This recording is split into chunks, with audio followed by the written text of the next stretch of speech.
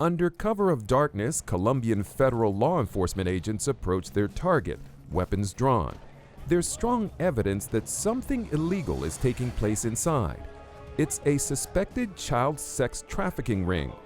They storm the room and order the suspects to hit the ground. Everything seems in place, but this man in the corner stands out.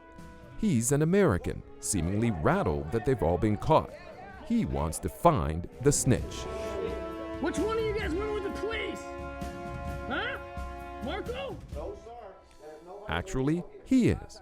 This is Tim Ballard, not the American businessman trying to buy children for sex parties, as these Colombians believe, but the founder of an organization that partners with authorities to rescue kids from human traffickers around the world.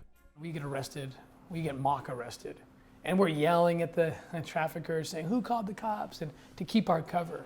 Undercover cameras capture the entire sting operation as money is exchanged and counted. And these traffickers, of course, they sell mostly to local clients, but if you're an American or a Westerner coming into town, they flock to you, and your ability to rescue more kids and bring more traffickers into the trap is greater. And that's the point of Operation Underground Railroad, Ballard's nonprofit organization formed in 2013. The father of 6 is following his passion and his faith. We know what a childhood is supposed to be, what innocence is, and if there really are millions of children that don't have that and that are being abused in the worst way, how can you face your maker and say no, I did nothing? For a dozen years, Ballard worked as a special agent and undercover operator for the Department of Homeland Security. His investigations centered mostly on child trafficking crimes. There was action, good benefits, and job security. As part of his government job, Ballard was having success traveling around the world, sometimes to remote areas, to rescue young children from traffickers. But he soon realized that there were limitations, such as budget concerns, jurisdictional issues, or other legal hurdles that needed to be cleared in order for the U.S. government to get involved. He credits his wife and her strong faith with nudging him in the right direction. She said, now think of it in terms of the calling that we feel that we've received, that what God wants us to do. She said, you might have to quit your job. Because if you quit your job, you can still take the tools. And imagine you can go to the places that don't have the resources, but do have the kids that need help. Ballard, a devout Mormon, quit his government job. And with enough savings to last about 6 months, he convinced a team made up of former Navy SEALs, CIA operatives, and others of all faiths to join him. It requires faith. That's what it requires. It requires just the confidence that someone else is there, that there's a power greater than my team that is going to protect and warn and advise and keep us calm.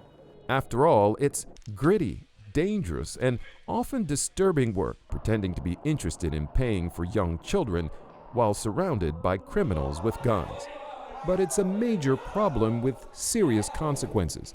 Human rights groups and other experts in this area estimate that there are between 22 and 46 million labor or sex trafficking victims in the world. That widespread has to do with the difficulty in counting this hidden population. About 2 million of that number are believed to be children. Siddharth Kara is the author of Sex Trafficking: Inside the Business of Modern Slavery. He also runs the program on human trafficking at the Harvard Kennedy School and teaches perhaps the only course on the subject. There's no more painful encounter I've had than documenting child slaves. Whether they are working at a construction site or in a mine or in forced prostitution. To see a child, 10, 9, 11 years old, being brutalized for greed and profit, it's impossible to fathom that this takes place in the modern world. Cracking down is difficult because in many countries, laws are weak or aren't enforced. There's also a lot of money involved. So money is the big driver here. I have traveled the world for 16 years documenting thousands and thousands of slaves. And very rarely have I found slaves being exploited just for the sake of it, just for cruelty's purposes.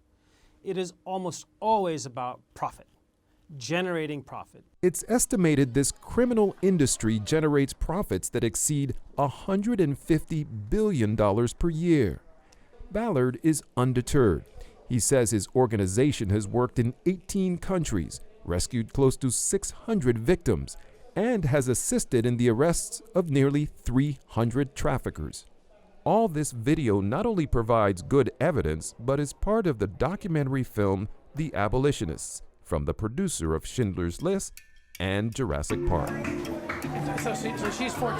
Yes. Here's the thing, does she do everything? If she wants more money, she better ask. There's not going to be any problem. Exactly. And she's 14 for sure. Yes. Laura, Yeah. you're the man.